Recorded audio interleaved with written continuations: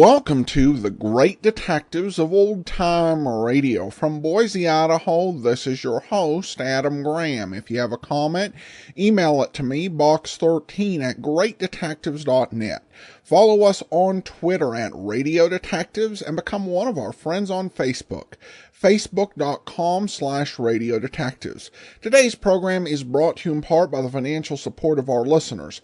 You can support the show on a one-time basis over at support.greatdetectives.net, and you can also become a monthly contributor at patreon.greatdetectives.net. Well, now it's time for today's episode of That Hammer Guy. The original air date, April the 7th, 1953, and the title of today's episode is Sophisticated Lady. It's 8 o'clock. Next time you serve cocktails, use G&D vermouth. G&D. The number one selling mystery character in all fiction is on the air. The hard-hitting private eye, Mike Hammer, in the Mickey Spillane mystery, That Hammer Guy.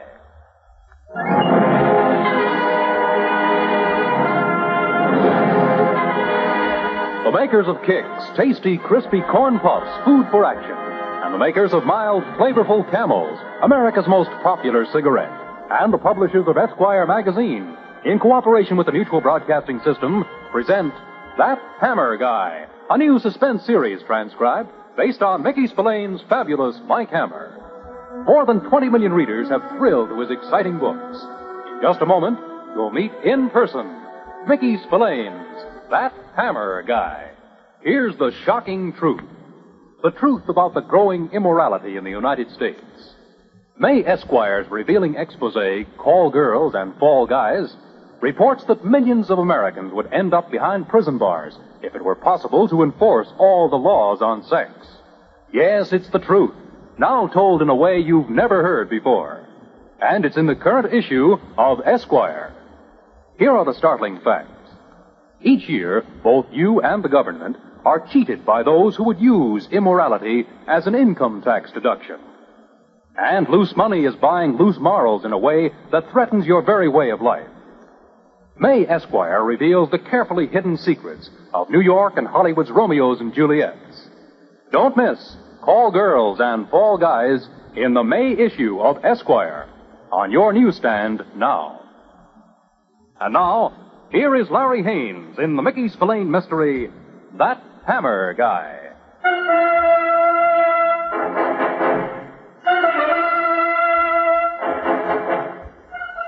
You've been prowling the town like a happy tomcat with a night full of delicatessen garbage cans. But by the time dawn rolls around, you've got that washed-out gray feeling. So you turn in at the nearest glorified flop house and hit up the sleepy room clerk for a berth. Here's the key, room 500. Someone just checked out. You're lucky. Any special service you want? All you want is sleep. So you crawl in the sack like a bear who's finally found its winter cave. But just when you settle down to hibernate, the knocking starts. Keep your shirt on. Okay, I'm coming. Yeah, what is it? Oh.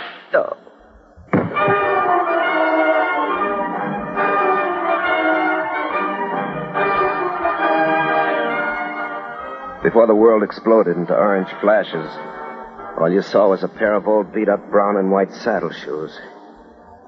The stabbing pain in your side brings you out of the whirling blackness. And you're still in the room, but on the bed now. And the unfriendly, pasty face of the desk clerk is looking down into yours. You're lucky, Hammer. It's only a flesh wound. This is luck. I'd like to know what you think misfortune is. If you're going to get yourself shot, why pick this hotel? Well, where else in town can you get a bullet through your side instead of breakfast in bed? You can't afford to be funny. Oh, well, thanks for the patch job. Does a little information come with the room service? For information, you go to a booth in the department store. I'd like to know who plugged me. You don't mind that, do you? Your clothes are hanging over the chair. You're all checked out. I asked you a question. How should I know? You fool around with dames. Things like this can happen. This wasn't a dame. You know more than I do. Why ask me? There was a guy wearing brown and white saddle shoes. That's all I know. You tell me the rest. All I can tell you is to get out of here. Well, maybe I want to stay till the doctor comes. You don't need a doctor. All right, then the cops. Look, Hammer, you don't want any trouble with cops. They ask a lot of questions. We don't want any trouble with the cops either. We got enough trouble already. I'll bet you have. Like I said, your clothes are on the chair. We need the room. For a shooting gallery. We got 10 minutes to get out. Well, I'll need more. 10 minutes or a couple of guys will be up to show you. I'll show you. Be hospitable or you'll get your neck wrapped around the bedpost. Let go. You're going to answer my question. Let go. You're going to answer or you're going to go around with your head in a cast for a long time. All right. Oh, stop. Now, you saw the guy who shot me. No, I didn't. On upright. I swear. He must have passed through the lobby downstairs. You were the last person I saw in the lobby. Probably used the back stairs. You said somebody just checked out of the room before I took it. Who was it? I don't know his name. You got to register. He didn't sign in. He slipped me $5 to sign in. Let's try that again. Martin. Registered Frank Martin. Why didn't you want to tell me his name? He slipped me the money to keep my mouth shut. Okay, fill me in with the rest. What kind of a guy was this Frank Martin? Looked like a hayseed. Checked in 2 days ago. Stayed in his room all the time. Even had his meal sent up. Why'd he leave? I don't know. He came running down the stairs like the devil was after him and went out. Went out where? Didn't leave a forwarding address. Oh, you want more of the same? No, wait. All right, keep talking. I helped him get a cab. I heard him tell the driver something. What? An address. Hotel Fairfield, I think. You just think? Fairfield, I'm sure. That's better. No trouble. I told you we don't want any trouble here. Yeah, well, you better pray you told me the truth. Well, I did. Now, will you please get out of here? All right. But if you didn't level with me, I'll be back. And it won't be the reputation of this joint I'll hurt. It'll be you.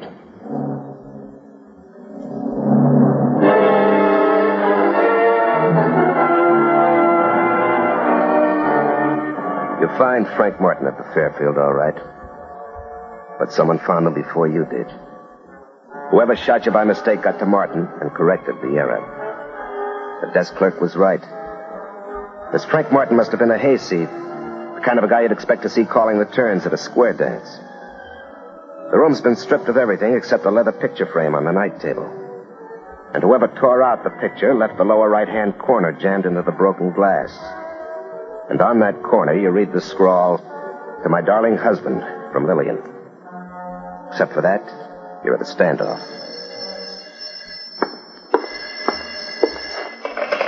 Yeah. Frankie? Yeah. This is Ella. I found out where she is, Frankie boy. You're in for a big surprise. Who? Who? You spent 2 years looking for that ever-loving wife of yours. You come here all the way from Kansas, and now that I can deliver her, you sound like it don't mean a thing. Where is she? Where is she? Say, what's the matter with you? Don't you remember our agreement? Yeah, I just was anxious. Well, don't get too anxious. A bargain's a bargain, Frankie boy. You bring the $500, and you'll get the information. Mm-hmm. Bring it where? Jefferson Park in 20 minutes. Okay? Fine. I'll be under the statue of Columbus. And believe me, Frankie boy, you're going to discover a whole new world.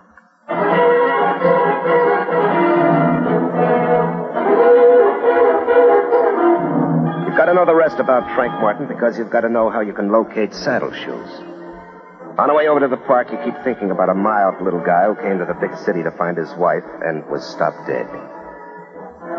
When you get to the statue of Columbus, there's a dame standing under it, glancing around like a lookout for a heist job. Looking for something? If I was, you couldn't find it. That's a nice statue, but you'd make a much nicer one. Don't get fresh. I might blow the whistle. There's nothing wrong with talking, is there? This isn't the time. I'm here on business. Mm-hmm. You're lucky I know what kind of business, or I might blow the whistle. Hey, who are you? Well, we made a date, Ella. Remember? Either I have a short memory or you've got a long nose. You, have some information for me. I have some information, but you're not Frank Martin. You'll have to settle for me. Where's Frank? My date's with him. He's been dead over an hour. Try again. I just talked to him 20 minutes ago. You talked to me. Too bad. About Martin? About the 500. I hate to miss a payoff like that. Well, you can tell me what you were going to tell him. Sure, I could. Well, Got the 500? no. I didn't think so. Yeah, but why let this relationship be cheapened by money? I never do anything for nothing. I didn't think so. Goodbye, soldier. Your leaf is over. Don't overrate yourself. I just hate to see people killed. It messes up our fair city's streets. Killed? What's that supposed to mean? Frankie Martin was looking for his wife, Lillian, wasn't he? So? So somebody didn't want him to find her, so he got killed. So he got killed. What's that got to do with me? You know where his wife is, don't you? All right, I do. Why should you want to know? You're no cop, are you? No, I'm no cop. But I'm curious about Lillian Martin and the guy who wears a pair of beat-up saddle shoes. I stopped one of saddle shoes slugs for Frank Martin before the mistake was corrected. Saddle shoes, huh? Maybe I could locate them for you. Cash on the line, of course. What a wonderful friend you'd make. The only friend I have looks at me in the mirror every morning when I brush my teeth. I bet you like to think that people write books about you. I learned early in life that you get by only on a strict cash and carry basis. And I didn't read it in a book. You mind telling me how well you know Lillian Martin? Well enough to feel sorry for a husband. Not go home and lick your wounds. You look like the kind of a guy with a past that can absorb this experience. The wound of mine isn't going to get healed till I find saddle shoes and Lillian Martin. Save your strength. Even in my society, her kind is marked no good. You can easily lose your life membership in your society. You said that before. You know where she is. It'll be just as easy to kill you as it was to kill Martin. I can take care of myself. Yeah, that's what they all say before the gun goes off. Now, if you'll tell me... You still haven't got the 500. See you around. You should live so long.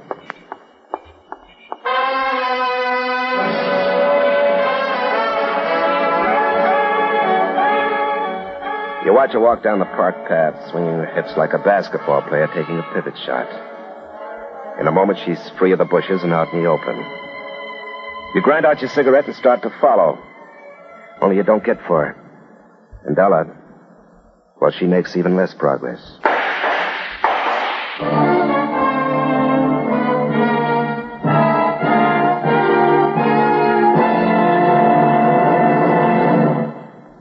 In just a moment, we'll return to That Hammer Guy. Here's a sad little song by a person who starts the day without breakfast. It's a shame to be a nixie like me. I suffer from a lack of energy.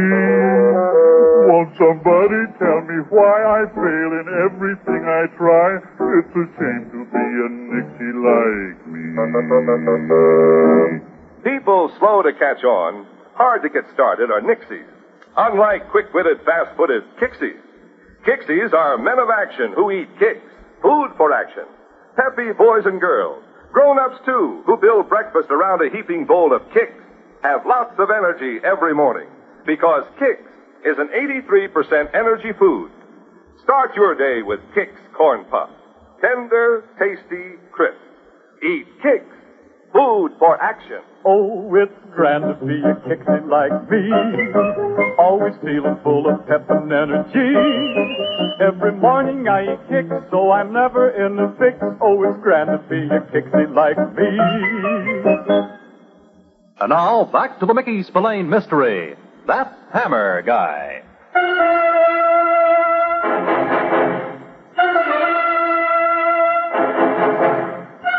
You can't see where the shots come from, but you know by the crazy pirouette Ella makes as she goes down that she isn't getting up anymore. And when she goes down, your hopes of locating either Lillian or Shoes sink with her. She was dealing for $500, but all she has in her pocketbook is $2.40 and several matchbooks advertising the Friendship Bar. After you call Pat Chambers at Homicide, you go to that bar. Look all wound up, mister. Why don't you relax? You've been buying drinks around, but nobody knows a thing. You take a look at the dame who's wrapped around the bar stool next to you. And you know a few more drinks, and she won't even recognize her own name. Sophisticated lady. Isn't that a pretty song? It's a song. Special for me. Never get tired of listening. I hear you've been asking around about Lillian.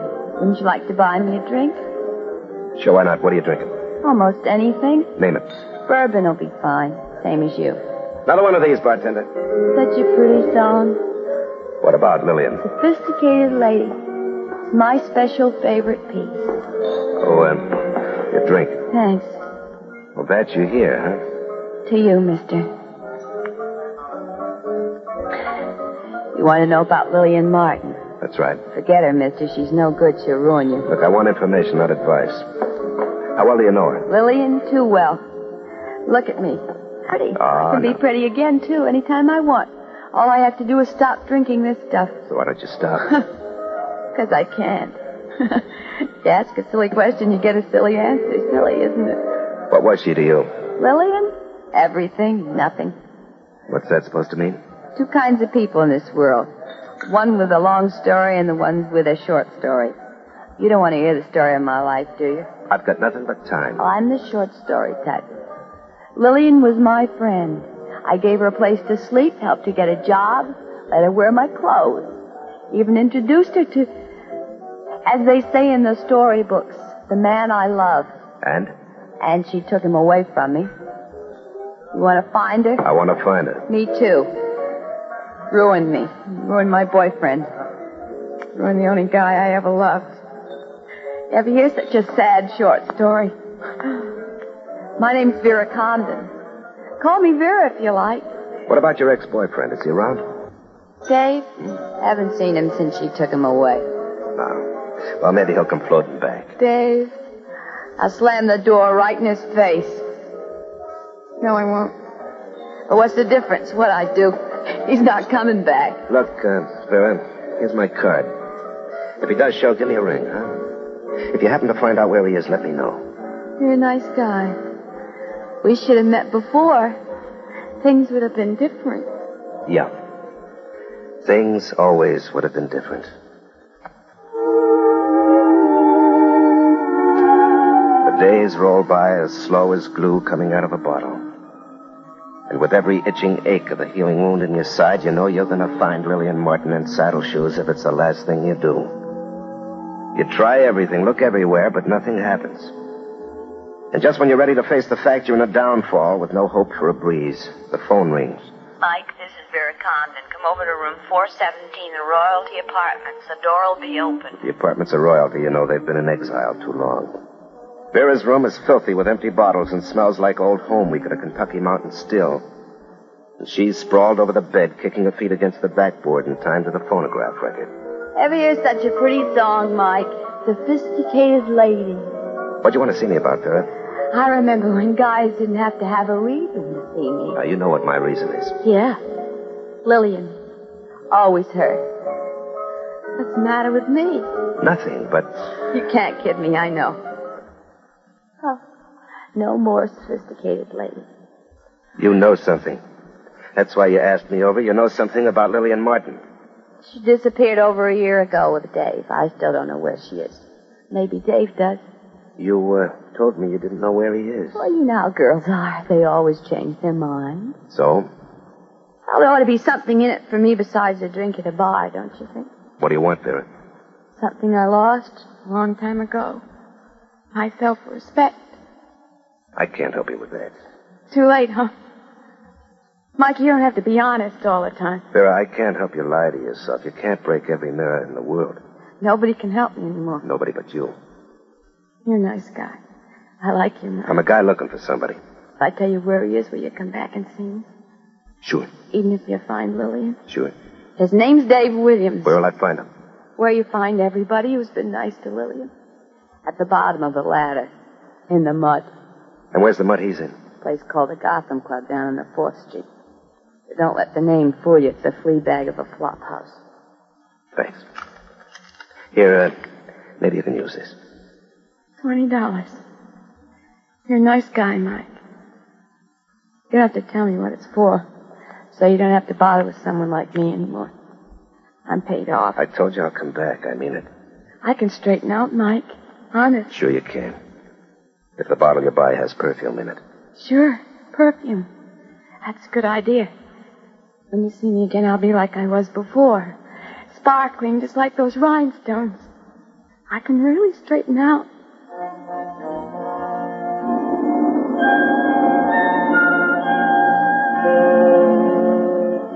You leave Vera all hope. But you know her hope is as empty as the stock exchange on Sunday morning. You know just what kind of a bottle she's going to buy. When you find Dave Williams in that flop house, you begin to understand what she means about Lillian. It's an old story, friend. She made me what I am today. You don't know what Dave Williams was like a year ago, but today he isn't winning any prizes as a lady killer. It's crazy for a guy to believe in a dame. You always find out too late. Isn't what Vera told me. Vera? Yeah, I understand it's even too late for her. I'm only interested in Lillian right now. Forget her. I can try, but her husband won't let me. Husband? So she had one of those, too? Yeah. And he got paid off worse than you did. Somebody killed him because he wanted to find her. Always a smart operator, that Lillian. Nobody who uses a gun instead of his brains is smart. I wonder. What? Who's better off, her husband or me? I'll give you the benefit of the doubt. I could use a benefit. Look, just tell me where I can get hold of Lillian, and I'll leave you. Get hold of her? You got a shovel handy? What do you mean? Lillian's dead. She's been buried in Fairmount Cemetery for over 6 months.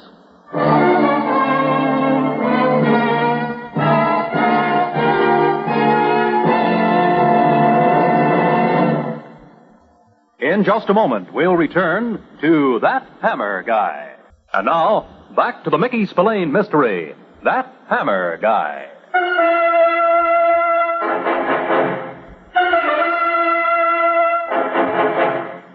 When Dave Williams tells you that Lillian Martin is dead, the news hits you like a pile driver.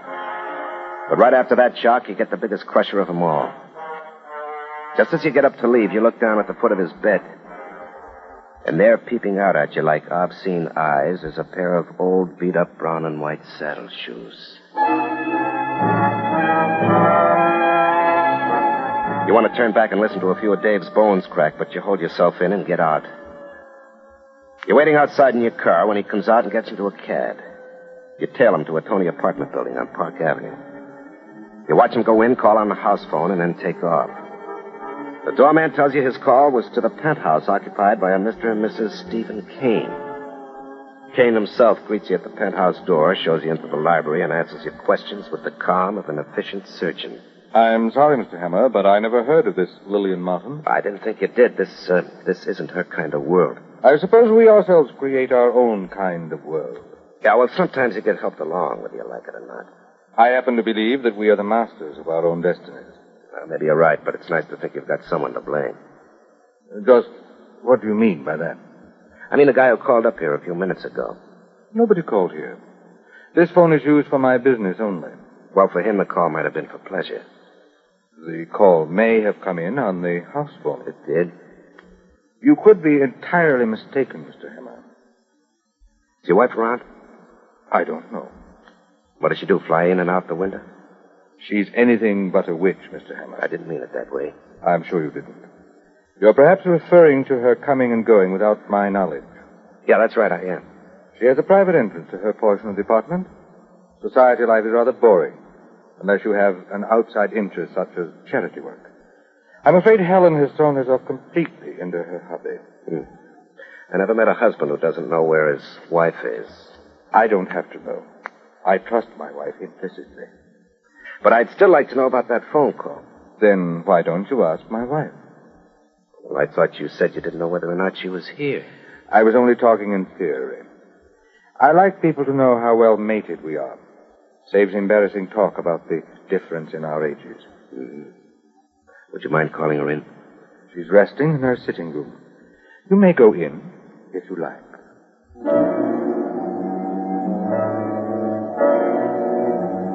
You go into the sitting room, and the first feeling you get is the fluffiness of the ruffles and the smoothness of the satin. But Mrs. Helen Kane, for better or worse, is conspicuous by her absence. Then you spot a photograph on an end table. It's a shot of a beautiful, blonde, slow-eyed dish, practically smiling the words of the autograph in the lower right-hand corner. To my darling husband, from Helen. And it's written in the same scrawl that spelled out, to my darling husband, from Lillian. Oh, Mike. I came back like I promised, Vera. Thanks. Same song, same pretty song, sophisticated lady. My song. I saw Dave Williams, Vera. He asked for me? No, he talked mostly about Lillian. Oh. He said she was dead. Can't say I'm sorry. But she isn't. Huh? Dead. I found her. You did? What did she say? She said, you did? What did she say? You're laughing at me, Mike. You're nothing to laugh at, Lillian. I'm not that drunk. You've got the names mixed up. Mine's Vera. Sure. Vera and a lot of other things, too, including Mrs. Helen Kane. Now who's drinking too much? Look, I saw your photo in your sitting room with your autograph. Oh? Oh. I've heard of dames making themselves up, but never down, like you. And you didn't believe Dave about my death 6 months ago? I almost did until I saw his saddle shoes under the bed. Is that a mistake? The worst kind. I was shot by a guy wearing saddle shoes. Oh? Oh. Pity I didn't have a chance to spend that $20 you gave me. Would have been for perfume. No perfume could kill the stink of death around you. Well, I had to do something about Frank. My new husband would have been horrified if he found out I was a bigamist. From Hayseed to Park Avenue, you worked your way up the ladder, didn't you? Girl's got a right to live. So did Frank Martin. So that dame who was killed in Park Avenue. All she wanted was $500. She wanted much more from me. What does Dave Williams want from you? All the money he can get. But I don't mind giving it to him. Nice guy, Dave. I'm satisfied. Sure, as long as your husband doesn't find out. He's old, and he doesn't ask questions. He's glad to have me around. On my terms. He's not going to have you around anymore, Vera, or Lillian, or Helen. By the way, which is it, really? Pick anyone, Mike. Any name you call me's all right. Now, you wouldn't like the name I've got picked out for you. Mike. You're thinking of a price. Everybody's got one. Well, this is one time I haven't. You should have believed Dave. Doesn't make any difference now. Doesn't it? Oh? Why did you wait till now to get out that gun? I thought it wouldn't be necessary. Yeah, but it is, huh? Very. You'll never use it. You think I came here alone? I think you're bluffing. Wait and see. Sorry, I can't.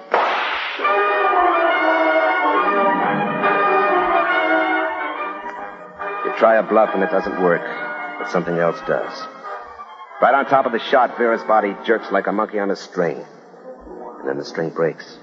You swing around, and standing behind you in the doorway is Stephen Kane. The only motion is the smoke swirling up from the nose of the gun in his hand. You know how he got here. He followed you. She had it on her terms long enough. Now it's on mine. You switch your eyes from him to the twisted body on the floor.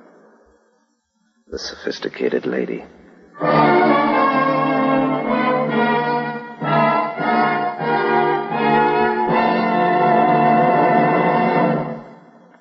The fight against cancer commands our deepest concern. This disease can strike anyone, and it will strike 1 in 5 of us. However, it is a heartening fact that progress is being made against cancer. The gains made through the research, education, and service programs must continue, but need our united support. Because of the serious nature of the problem and the way each of us may be personally affected, it is important that your response equals the urgency of the challenge. Since cancer can strike anyone, everyone should take proper protective measures. Have regular physical examinations and learn the 7 danger signals. For free literature on these 7 danger signals, contact your local unit of the American Cancer Society.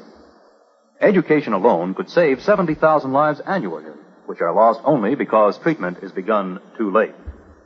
Don't fail to do your share in fighting mankind's most dread disease. Cancer strikes 1 in 5. Strike back.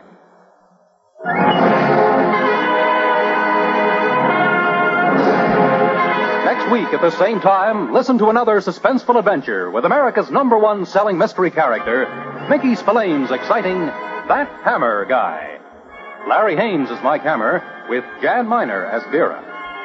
This program is presented transcribed by the makers of mild, flavorful Camels, America's most popular cigarette, the publishers of Esquire magazine, and the makers of Kicks, tasty, crispy corn puffs, food for action, in cooperation with the Mutual Network. All names and places in this story were fictitious, and any similarity to persons living or dead is purely coincidental. The Mickey Spillane mystery, That Hammer Guy, is a Moss and Lewis production. Written by Ed Adamson and directed by Richard Lewis. Ed Ladd speaking.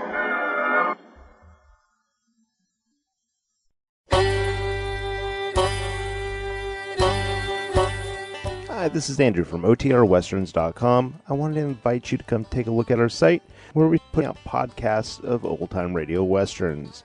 Check us out at OTRWesterns.com. You're listening to The Great Detectives of Old Time Radio with Adam Graham. Now let's get back into the show.